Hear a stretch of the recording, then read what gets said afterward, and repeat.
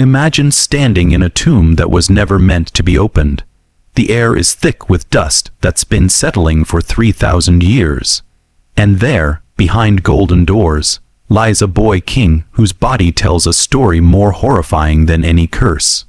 A story written in twisted bones and malformed flesh. A story that reveals what happens when bloodlines fold back on themselves, again and again, until something breaks. Tonight, we're stepping into the darkness of King Tutankhamun's tomb, not to marvel at his treasures, but to confront the grotesque truth his mummified body has been hiding since 1323 BC. This isn't the Pharaoh they show you in museums. This is the Pharaoh they don't want you to see. Hello everyone. Before we start, make sure to like and subscribe to the channel and leave a comment with where you're from and what time you're watching. That way, YouTube will keep showing you stories just like this one.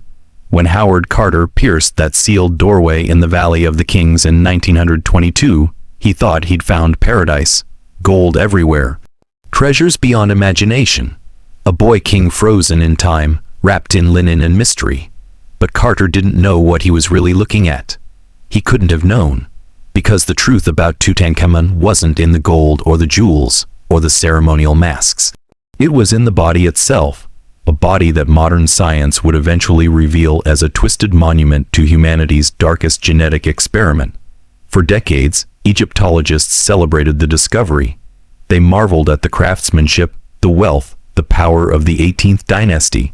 They built exhibitions around the golden death mask, that serene face that became the symbol of ancient Egypt itself. But they avoided the uncomfortable questions. Why did this pharaoh die so young? Why was his tomb prepared in such a hurry? And why, when they finally examined his remains with modern technology, did they find a body that looked like it had been assembled from broken parts? The Egyptian royal family didn't just practice incest. They weaponized it. They turned it into religious doctrine, into divine mandate, into the very foundation of their power. The pharaohs weren't just rulers. They were living gods, and gods don't marry mortals. They marry each other, brother to sister, father to daughter, uncle to niece, generation after generation. The bloodline circled back on itself like a serpent eating its own tail. And Tutankhamun stood at the end of that serpent, in its mouth, being slowly devoured by the genetic catastrophe his ancestors had created. His father was Akhenaten, the heretic pharaoh who tried to destroy Egypt's religion and replace it with monotheism. But Akhenaten wasn't just a revolutionary. He was the product of incest himself, and his body showed it. Paintings and sculptures depict him with an elongated skull, a distended belly, feminine hips, and a face that doesn't look quite human. Some historians tried to explain this away as artistic style, a new aesthetic for a new religion. They were lying to themselves. Akhenaten's body was deformed, and everyone knew it. His wife was Nefertiti, one of the most beautiful women in ancient history, or so they say. But even Nefertiti couldn't save the bloodline. Their children were born into genetic quicksand. And then there's the question nobody wanted to answer for almost a century. Who was Tutankhamun's mother? DNA testing in 2010 finally revealed the truth, and it was worse than anyone imagined. Tutankhamun's mother wasn't Nefertiti. She wasn't even a named queen. She was identified only as the younger lady, a mummy found in tomb KV35, and the DNA told a story that makes your skin crawl. She was Akhenaten's full sister. King Tut wasn't the product of strategic political marriage. He was the product of a brother and sister breeding like animals in a cage, creating a child whose DNA was so tangled, it was practically a genetic suicide note. The family tree didn't branch. It was a straight line, doubling back on itself, and Tutankhamun was born at the point where it finally snapped. When Howard Carter unwrapped Tutankhamun's mummy in 1925, he knew something was wrong. The body didn't look right. The proportions were off. The bones told a story that contradicted everything they wanted to believe about the Golden Pharaoh. But Carter was an archaeologist of his time, a man more interested in treasure than truth, and so he documented what he saw and moved on. He didn't ask the questions that needed asking.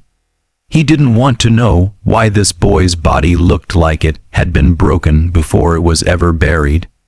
It would take almost a century, and the cold precision of CT scanners and DNA sequencers, before anyone dared to speak the truth out loud. Tutankhamun died around age 19. That much we know. But how he died has been debated for decades. Murder, chariot accident, infection. The answer is simpler and more disturbing. His body gave up. It couldn't sustain itself anymore. The genetic damage was too severe. Modern scans revealed a spine curved by scoliosis, hips twisted by choler disease, feet clubbed and malformed so severely that he couldn't walk without a cane. They found over 100 walking sticks in his tomb. A teenage king who needed a cane to stand. Let that sink in. This wasn't a warrior pharaoh leading armies into battle. This was a crippled boy propped up on a throne, his body collapsing under the weight of his own DNA. His skull showed signs of temporal lobe epilepsy. His immune system was compromised. His left foot was clubbed. The bones fused at unnatural angles. Tissues rotting even before death from choler disease. A condition where the bone literally dies from lack of blood flow. He had a cleft palate. His upper teeth protruded forward in an extreme overbite. The same deformity seen in his father Akhenaten. The same genetic signature that marked the entire family line. And his chest was wrong. The ribs were malformed, creating a funnel chest deformity that would have made breathing difficult, made every breath a conscious effort. Imagine living like that. Imagine being worshipped as a god while your body betrayed you with every step, every breath, every heartbeat. They talked about the curse of King Tut's tomb for decades. Journalists invented stories about anyone who disturbed the pharaoh's rest meeting mysterious deaths. Lord Carnarvon, Carter's patron, died months after the tomb was opened. Blood poisoning from a mosquito bite, they said, but the papers screamed about ancient curses and vengeful spirits. It made for good headlines. It sold newspapers. It kept people fascinated with the boy king for all the wrong reasons. But there was a curse, just not the kind they wrote about. The curse was in the blood. The curse was genetic, written into every cell of Tutankhamun's body, and it had been killing his family for generations before he was ever born. Look at the siblings. Tutankhamun had at least 5 sisters, all daughters of Akhenaten. Most of them died young, their names barely recorded, their bodies never found or too damaged to study. The ones we know about paint a picture of systematic genetic failure. Meritaten, the eldest, disappeared from historical records in her 20s. Meketaten died in childhood, possibly during childbirth. Yes, childbirth, because she was likely impregnated by her own father as part of the royal breeding program. Akhenaten survived to marry Tutankhamun, her half-brother, continuing the cycle. And in Tutankhamun's tomb, they found 2 small coffins, 2 mummified fetuses, his children dead before they could draw breath. The first fetus was barely 5 months developed, too premature to have survived. The second was full term, a baby girl born dead, her tiny body carefully mummified and placed in the tomb with her father. DNA analysis revealed she had Sprengel's deformity, a congenital condition where the shoulder blade doesn't develop properly, along with spina bifida and scoliosis. She inherited the worst of both parents, the accumulated genetic damage of generations of incest, and her body simply couldn't form correctly. She was dead before she could be cursed by the world her family had created. Akhenaten buried her husband and 2 dead babies, the last remnants of a bloodline that had poisoned itself into extinction. The curse wasn't supernatural. It was science. It was what happens when you take a limited gene pool and force it to reproduce with itself over and over. amplifying recessive genes, doubling down on mutations, creating genetic bottlenecks where harmful traits don't just appear, they dominate. The Egyptian royal family had been doing this for centuries, and Tutankhamun was the bill coming due. In 2005, Egyptian authorities finally allowed scientists to perform a CT scan on Tutankhamun's mummy. They slid his 3,000-year-old body into a machine that could see through the linen wrappings, through the hardened resins, down to the bones themselves. And what they found wasn't just a catalog of individual deformities. It was a roadmap of genetic collapse. Every bone told a story. Every malformation pointed back to the same source. Inbreeding so severe it should have been impossible for him to survive past infancy, let alone rule an empire, however briefly. The coefficient of inbreeding, that's the term geneticists use to measure how closely related someone's parents are. For most people, it's 0. Your parents aren't related, so your genes come from 2 distinct family lines. For first cousins who marry, the coefficient is 0. 0, 6 to 5, already dangerous, already increasing the risk of genetic disorders. For Tutankhamun, born of a brother and sister, the coefficient was 0.25. 1/4 of his genome was identical copies of the same genes, doubled, reinforced, with no healthy variation to mask the defects.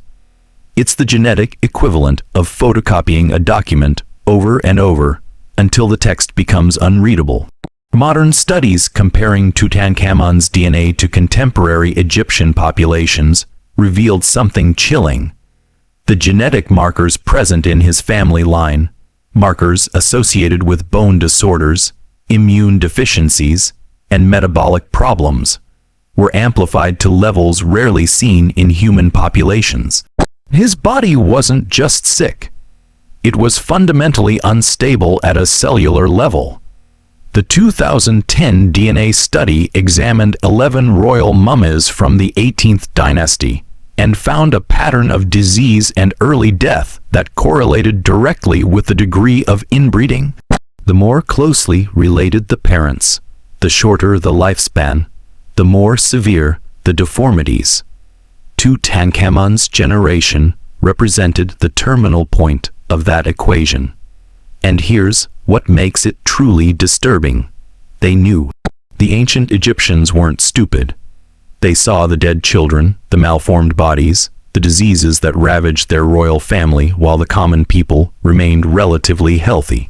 They saw it, and they kept doing it anyway, because the religion demanded it, because power demanded it, because admitting the truth would mean admitting that their gods were mortal and broken. So they wrapped the deformed children in gold, built magnificent tombs to hide the evidence, and pretended that divine blood made them special, when really it was killing them generation by generation. For decades after the tomb's discovery, Egyptologists romanticized Tutankhamun. They built a mythology around him that had nothing to do with reality. The boy king, the golden pharaoh, the face of ancient Egypt. Museums toured his artifacts around the world, and millions lined up to see the treasures, the craftsmanship, the majesty of a lost civilization. But nobody talked about the body. Nobody wanted to discuss what those remains actually revealed. It was easier to focus on the gold mask, that serene and perfect face, than to confront the twisted skeleton beneath it. The cover-up wasn't malicious. It was cultural, almost unconscious. We wanted ancient Egypt to be magnificent, powerful, eternal. We didn't want to see it as it really was, a civilization that sacrificed its rulers on the altar of genetic purity. When Carter first examined the mummy, he was rough, almost brutal. He had to chisel the body out of the coffin because the resins had hardened like cement. In the process, he broke bones, separated limbs, caused damage that modern scientists still struggle to distinguish from ancient injuries. But even Carter noticed things that didn't add up. The hasty burial. The reused tomb that was clearly meant for someone else. The fact that Tutankhamun's organs weren't preserved properly. That his heart was missing. That his penis had been removed and mummified separately at a 90 180-degree angle. Detail so bizarre that most texts barely mention it. Everything about the burial suggested panic, suggested that his death created a crisis the royal family barely managed to contain. And then there's Akhenaten, his widow and half-sister. After Tutankhamun died, she did something unprecedented, something that revealed her desperation. She wrote to the king of the Hittites, Egypt's greatest enemy, and begged him to send one of his sons to marry her. The letter survives in Hittite archives, and it's heartbreaking. She wrote that her husband was dead, that she had no sons, that she refused to marry a servant, meaning I, the elderly advisor who was positioning himself to take the throne. She wanted out. She wanted to escape the genetic nightmare her family had created.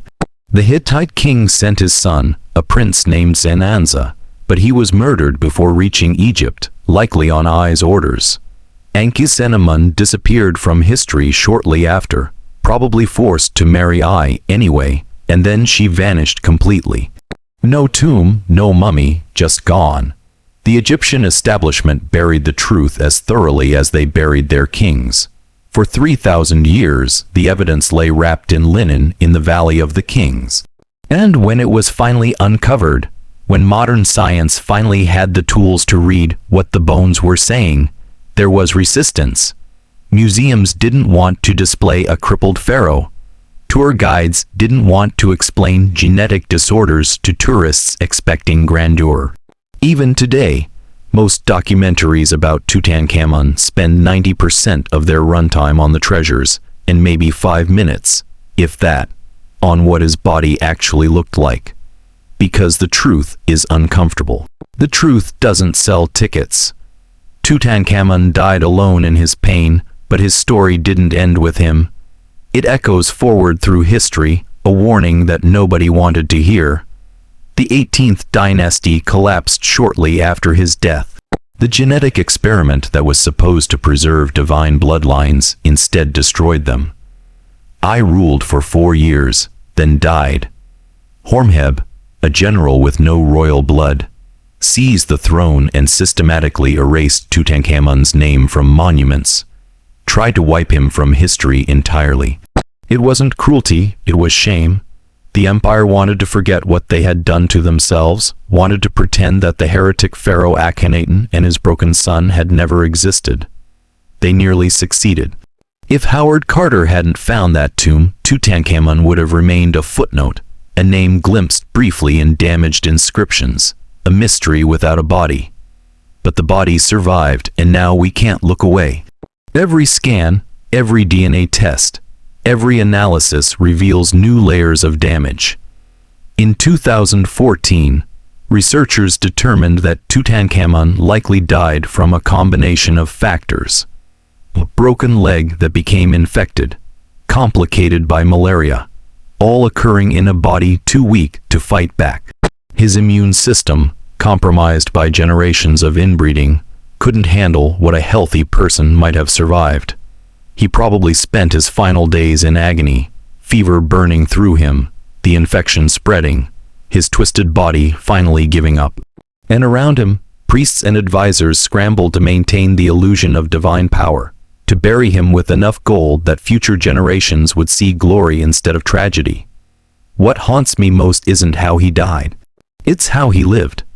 Imagine being worshipped as a god while your body screams that you're anything but divine. Imagine needing servants to help you walk, to help you stand, to help you perform the basic functions that everyone else takes for granted. Imagine looking at your stillborn children and knowing, somewhere deep down, that your blood killed them. The priests told him he was special, chosen, the living embodiment of Horus on earth, but his bones knew the truth. His DNA knew the truth. He was the end result of a genetic catastrophe dressed up in gold and lies. The story of Tutankhamun isn't really about ancient Egypt. It's about what happens when power becomes more important than truth, when tradition becomes more sacred than life itself. The Egyptian royals knew incest was destroying them. The evidence was everywhere, in every malformed child, every early death, every generation weaker than the last.